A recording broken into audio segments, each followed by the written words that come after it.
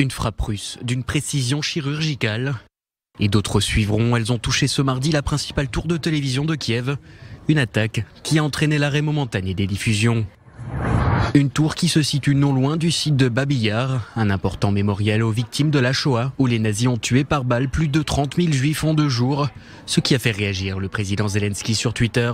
Je veux dire au monde, à quoi bon dire plus jamais ça pendant 80 ans si le monde se tait lorsqu'une bombe tombe sur le même site de Babi Yar. Au moins 5 tués. L'histoire se répète.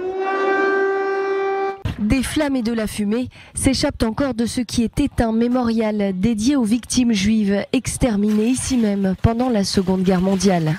Au total, 3 missiles russes ont été tirés sur cette zone, endommageant une grande partie du site. Le président ukrainien dénonce le silence de la communauté internationale face à l'histoire qui se répète selon lui. Quel est l'intérêt de dire plus jamais ça pendant 80 ans si le monde reste silencieux lorsqu'une bombe tombe sur le même site de Babi Yar? Au moins 5 personnes ont été tuées. L'histoire se répète. Pour le président du centre de commémoration de la Shoah à Babi Yar, Vladimir Poutine cherche à déformer et à manipuler la Shoah afin de justifier l'invasion de la Russie en Ukraine. Référence aux propos du président russe souhaitant dénazifier l'Ukraine selon ses mots.